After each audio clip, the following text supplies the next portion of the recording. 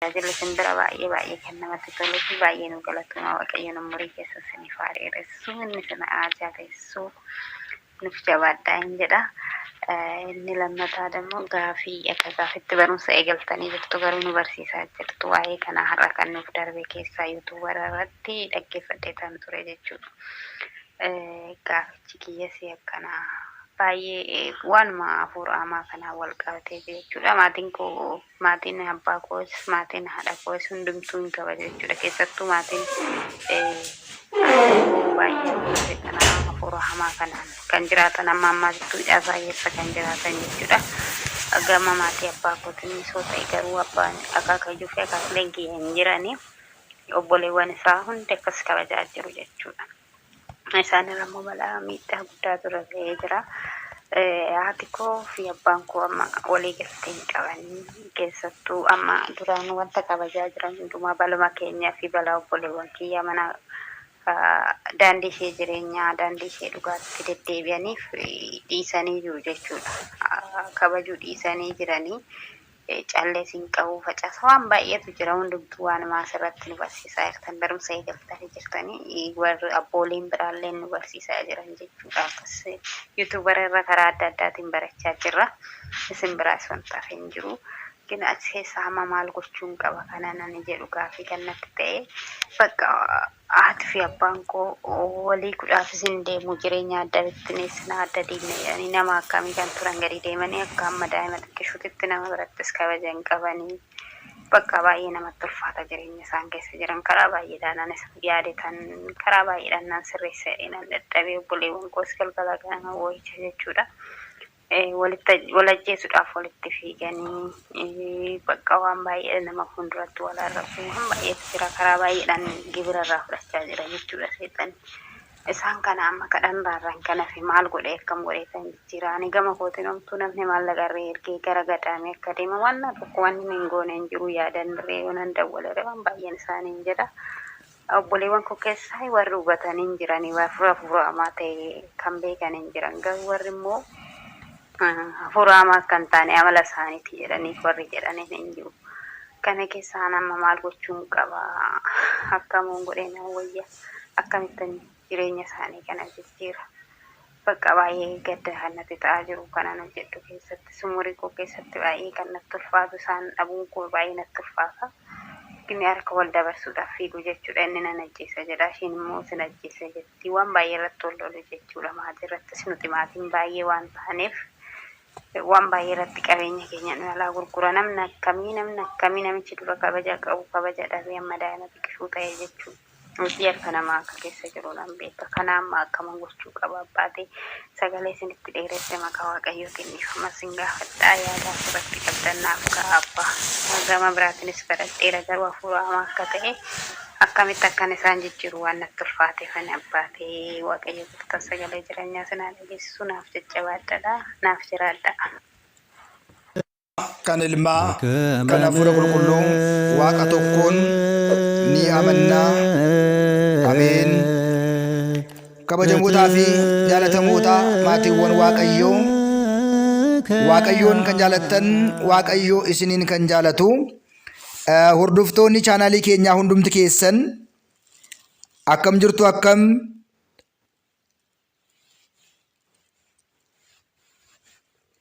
turtanii akkamiin yoo nageessanii guyyaa har'aatiin kan nu ga'e waaqni keenya galanni ulfinni teessoo isaa Aariyaam irratti isaatiif haa ta'u. Maqaan haadha keenya qulqulleetti dubroo Maariyaam maqaan ishii raajonni Waaqayyoo toloonni Waaqayyoo maqaan isaanii kan galatoomanii fi kan ulmaatan nuuf haa ta'u. Egaa akkuma beekamu obboleettiin keessan immoo maatiin koo qaalluu warra waaqessuudha. Maatiin koo hafuura hamaa kan akka isaan hin gambarreef dadhabbii baay'ee dadhabeera. Gorsa baay'ees kenneefiira. Kana bira darbeellee gara kawaala yookiin immoo gadaamiillee akka isaan deemaniif qarshii koo ergeetan ture. Dhimmi kun seexana gabbaruu, qaalluu gabbaruun seexana gabbaruu, waaqa tolfamaa gabbaruu waan ta'eedhaaf warri baranii maatii koo keessaa dhiisan hin jiru. Abbaan koo, haati koo, maatiin koo garuu rakkoo hamaa keessatti argamu. Tokkoffaan walitti gamuu lubbuu wal baasuu barbaadu. Haati warraa abbaa warraatti, abbaan warraadha warraatti. Daa'imti walitti, firri walitti gama. Waan kana gorsuun caalaatti maal yoon godhe maatiin koo deebi'uu danda'u yaada jedhu obboleettiin keessan gaafatteetti jechaadha. Kanaatiif egaa dhimmi kun dhimma salphaa yookiin immoo callisameedhuma ilaalamu miti. Qulqullichi Yaaqoob maal jedha seetan? Ergaa Yaaqoob boqonnaa 4:7 gubbaa irratti egaa Waaqayyoodhaaf bitamaa jedha. Qorichi jalqabaa. Kanaaf qulqullichi Yaaqoob maal jedha seetanii?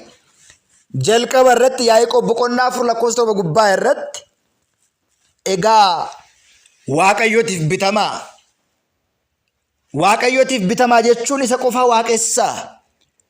Waaqni uumaan, fayyisaan, jiraachisuu, ajjeesuus kan danda'u isaa fi isa qofaa waan ta'eedhaaf bitamuu kan qabnu hafuura hamaatiif, hafuura qaalluutiif, hafuura seexanaatiif, hafuura xunqulaatiif otoo hin ta'in kan bitamuu qabnu, kan itti waamamuu qabnu, itti waamamni keenya Waaqayyo qofaadha.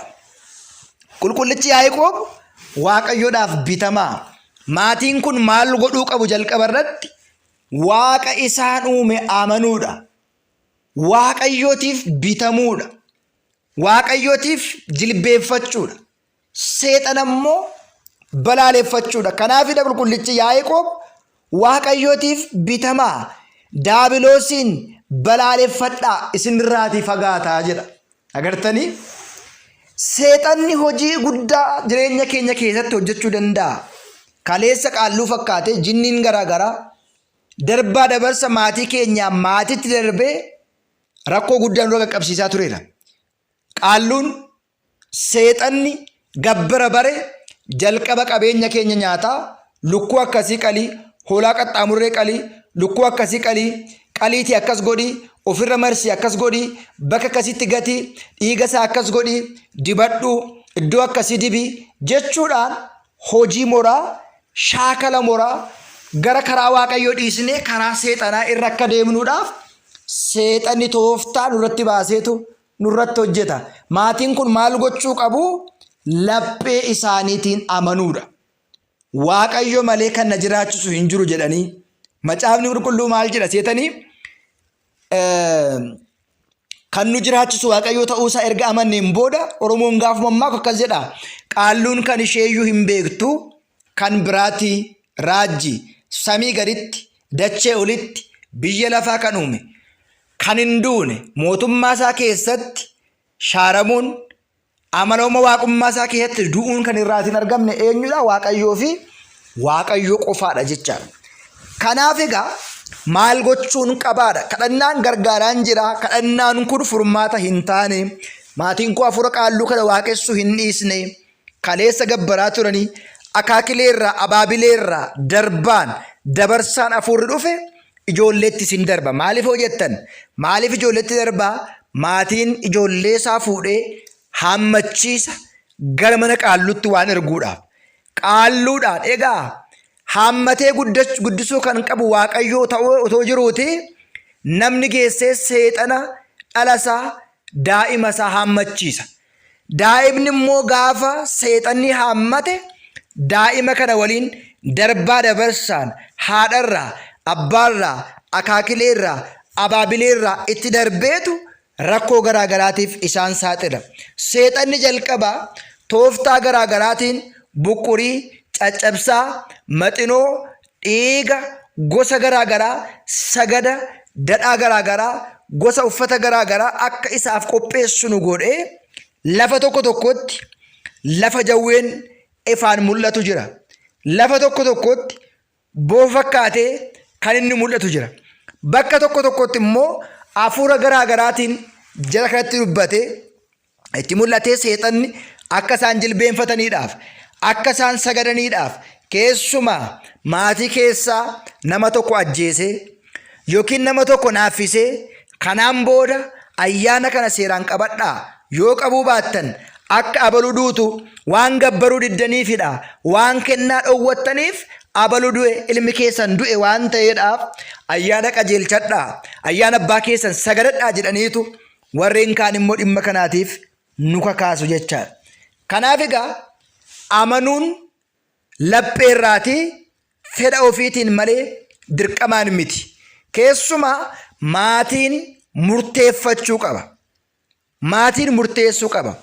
Bara meeqaaf agarreerra seexana gabbaruun keenya, qaallutti buluun keenya bu'aan isaa kana ta'e harka duwwaa dhabne, ni salphanne, kabaja dhabne. Dhugumatti namni qaalluu sagadu, namni seexana sagadu, namni waaqa tolfamaa sagadu kabaja hin qabu, ulfina hin qabu. Laalaa maatiin kun maatii kabaja qabanii, maatiin kun maatii qabeenya qabanii, qabeenya kana gurguruudhaan walitti ka'uudhaan hanga sadarkaa lubbuu wal balleessuurra gahaa jiru.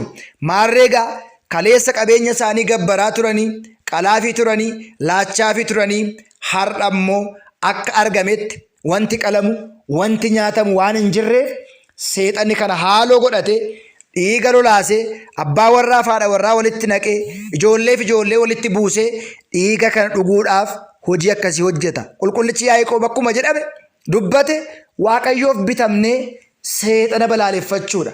Uumaan koo Waaqayyoodha. Yoon jiraadhe kan keeti, yoon argadhees kan keeti, yoon dhabees kan keeti, yoon beela'ees kan keeti. Ati hundumaa gochuu dandeessa. Si malee waaqni biraa hin jiru. Si malee fayyisaan biyya lafaa hin jiru.